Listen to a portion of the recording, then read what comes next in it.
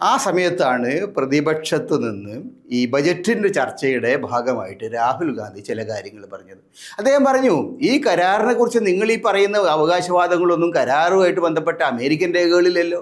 Indian സർക്കാരും Indian വിദേശകാര്യ മന്ത്രാലയവും അതുപോലെ തന്നെ ഇന്ത്യയിലെ വാണിജ്യ മന്ത്രിയും ഒക്കെ പറയുന്ന അവകാശവാദങ്ങൾ, ഈ കരാർ ഇന്ത്യക്ക് വമ്പിച്ച് ഗുണം ചെയ്യുമെന്ന് പറയുന്ന അവകാശങ്ങൾ, അമേരിക്കയുടെ രേഖകൾ നോക്കിക്കഴിഞ്ഞാൽ, അമേരിക്ക പുറത്തിട്ട രേഖകൾ നോക്കിക്കഴിഞ്ഞാൽ അങ്ങനെയൊന്നും അതിനകത്ത് കാണുന്നില്ലെന്ന് മാത്രമല്ല, ഇന്ത്യയിലെ കർഷകർക്ക് വലിയ ആപത്താണ്.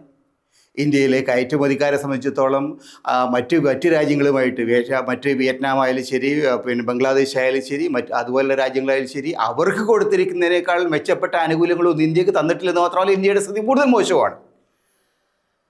അതേപോലെ തന്നെ ഒരു കാര്യം പറഞ്ഞത്, നിങ്ങൾ ഈ രാജ്യത്തെ വിറ്റതല്ലേ, നിങ്ങൾ ഈ രാജ്യത്തിൻ്റെ താല്പര്യങ്ങൾ വിറ്റതല്ലേ. 5000 കോടി ഡോളറുടെ സാധനമൊക്കെ അമേരിക്കയിൽ നിന്ന് വാങ്ങിച്ചോളാം എന്ന് പറഞ്ഞാൽ ഇന്ത്യക്ക് വേറെ എന്തെല്ലാം സാധനങ്ങൾ എവിടെ നിന്ന് വാങ്ങാനുണ്ട്? ഇതിന് പൂർണ്ണമായിട്ടുള്ള കമ്മിറ്റ്മെൻറ്റ് എങ്ങനെ കൊടുക്കാൻ കഴിയും? ഇത്രയും സാധനം നിങ്ങളുടെ അടുത്ത് നിന്ന് വാങ്ങിക്കൊള്ളാമെന്ന് എങ്ങനെയാണ്? നമുക്ക് ആവശ്യമുള്ള സാധനം വാങ്ങാം, വഴിയെ പോണ എല്ലാ സാധനവും വാങ്ങിച്ച് കെട്ടിക്കൊള്ളാം, കെട്ടിയെടുത്ത് കൊണ്ടുവരാം. അങ്ങനെ ഒരു ഉറപ്പ് ആർക്ക് കൊടുക്കണം?